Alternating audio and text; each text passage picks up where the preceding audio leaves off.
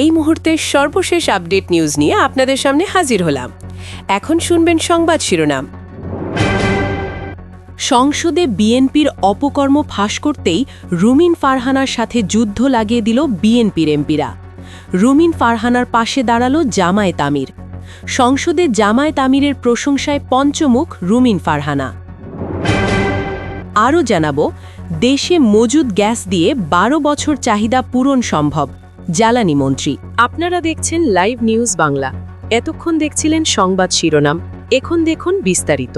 পাম্পে পর্যাপ্ত তেল পৌঁছাচ্ছে না, এটা অনেকের মাথায় ঘুরছিল, কিন্তু আজকের জাতীয় সংসদের ঘটনায় তেলের ঘাটতির বিষয়টা যেন অকল্পনীয় এক রাজনৈতিক ঝড়ের পটভূমি হয়ে দাঁড়ালো।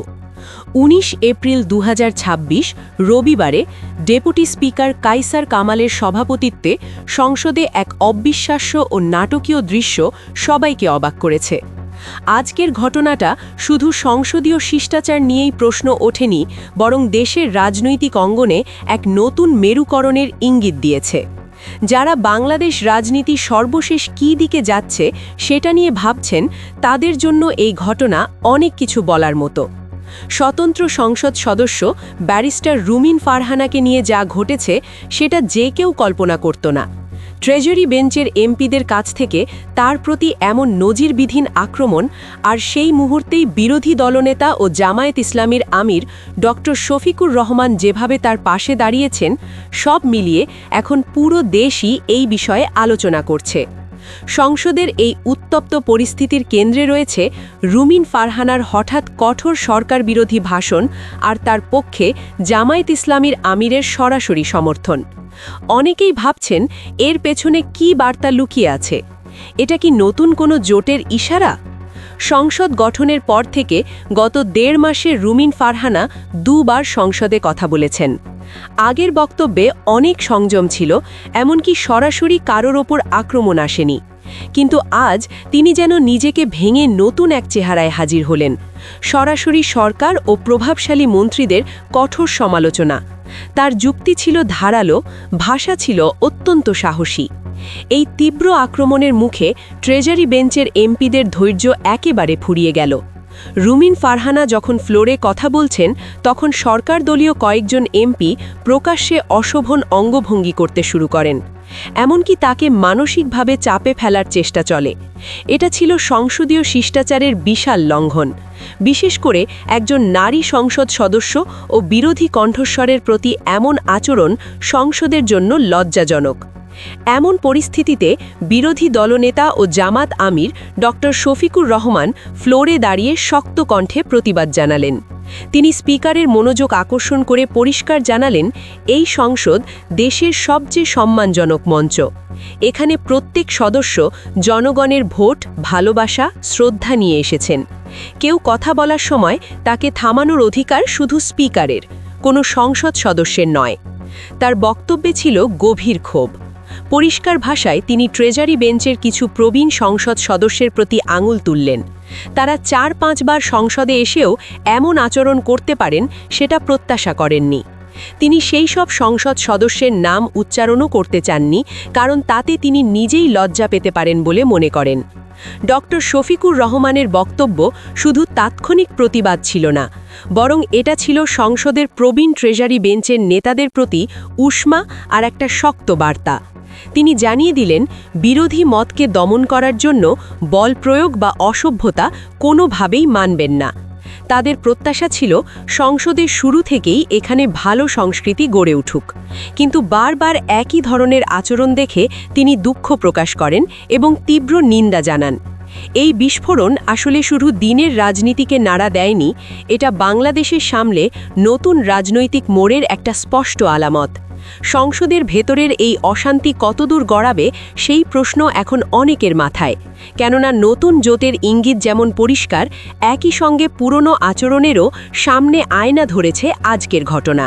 বিরোধী দলীয় নেতা ডক্টর শফিকুর রহমান সংসদে কথা বলার সুযোগ নিয়ে যে বৈষম্য চলছে সেটা নিয়ে ভীষণ উদ্বেগ প্রকাশ করেন। তিনি স্পষ্টই বলেন, সংসদে কে কথা বলবে এটা পুরোপুরি স্পিকারের সিদ্ধান্ত। কিন্তু বাস্তবে দেখা যাচ্ছে বিরোধী এবং স্বতন্ত্র সংসদ সদস্যরা একের পর এক উপেক্ষিত হচ্ছেন। তাদের কথা বলার সুযোগ বারবার কেটে যাচ্ছে। তার এই বক্তব্যের পর চিফ হুইপ নুরুল ইসলাম পরিস্থিতি সামাল দিতে চেষ্টা করেন, বিশেষ করে নতুন সংসদ সদস্যদের সুযোগ দেওয়ার ব্যাপারে গুরুত্ব দেন। এখন যারা সংসদে নতুন এসেছেন তাদের সংখ্যা 220। তারা চায় নিজেদের এলাকার সমস্যা ও দেশের গুরুত্বপূর্ণ বিষয়ে সংসদে কথা বলতে। দুঃখজনকভাবে কেউ কেউ একাধিকবার সুযোগ পেলেও অন্যদের একবারও মাইক হাতে ধরার সুযোগ আসে না। চিফ হুইপ স্পিকারের নজরে আনেন যেন যিনি আগে নোটিশ জমা দিয়েছেন তিনি আগে কথা বলার সুযোগ পান, সিরিয়াল মেনে। আজকের ঘটনাগুলোর মধ্যে সবচেয়ে বড় আর চমকপ্রদ দিক হচ্ছে ব্যারিস্টার রুমিন ফারহানা ও জামায়াতে ইসলামের মধ্যে বেড়ে ওঠা রাজনৈতিক সংযোগ। যেভাবে রুমিন ফারহানা সরকারকে আক্রমণ করেছেন তা দেখেই বোঝা যায় তিনি আপোষ বা নীরবতার নীতি থেকে সরে এসেছেন। তিনি স্পষ্টত সরকার বিরোধী অবস্থান নিয়েছেন।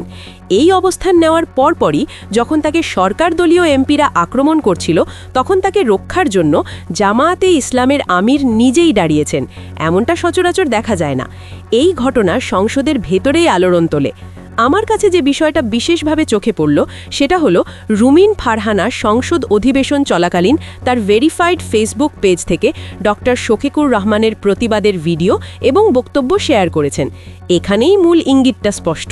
তিনি শুধু খুশি হননি, বরং রাজনৈতিক দিক থেকেও জামায়াত আমিরের এই অবস্থানকে আন্তরিকভাবে স্বাগত জানিয়েছেন। অনেকে বলছেন এটা বাংলাদেশের রাজনীতিতে এক বড় মোড়, নতুন ধারা গড়ে উঠতে যাচ্ছে। রুমিন ফারহানা একজন দক্ষ বক্তা, থুকোর রাজনীতিক এবং নিজ গুণেই জনপ্রিয়।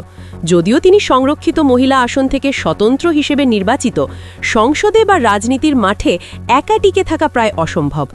আজ তিনি সরকারের সমালোচনায় যেমন তৈরি ছিলেন, তেমনি পরক্ষণেই জামায়াত আমিরের প্রতিরক্ষা বক্তব্যকে সামনে এনে নিজেদের অবস্থান স্পষ্ট করলেন।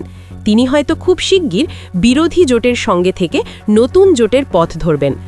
সরকার দলীয় এমপিরা যতই রুমিন ফারহানাকে আক্রমণ করেন, বাস্তবে তারা তাকে আরও বেশি বিরোধী পক্ষের ছায়াতলে নিয়ে যাচ্ছেন। ডক্টর শফিকুর রহমানও দেখিয়েছেন বর্তমান সময়ে বিরোধী জোট শুধু নিজের দলের জন্য নয়, নিপীড়নের শিকার যে কোনো বিরোধী বা স্বতন্ত্র কণ্ঠের পাশেও দাঁড়াতে প্রস্তুত। রাজনীতির মাঠে সংসদের ট্রেজারি বেঞ্চ যত অসহিষ্ণু হবে, বিরোধী জোট তত বেশি সংগঠিত, শক্তিশালী আর প্রাসঙ্গিক হয়ে উঠবে, বিশেষ করে 2026 সালের নতুন সংসদের হিসেব নিকাশে। বাস্তবতা হচ্ছে এ ধরনের ছোট ছোট ঘটনা থেকেই রাজনীতির বড় পরিবর্তন আসে। বাংলাদেশের রাজনীতি ঠিক এমনই এক নতুন টার্নিং পয়েন্টের সামনে দাঁড়িয়ে আছে। সবার আগে সর্বশেষ আপডেট নিউজ দেখতে সাবস্ক্রাইব করে আমাদের চ্যানেলের সাথেই থাকুন। আমাদের নিউজ ভালো লাগলে লাইক, কমেন্টস ও শেয়ার করুন। ধন্যবাদ সকলকে।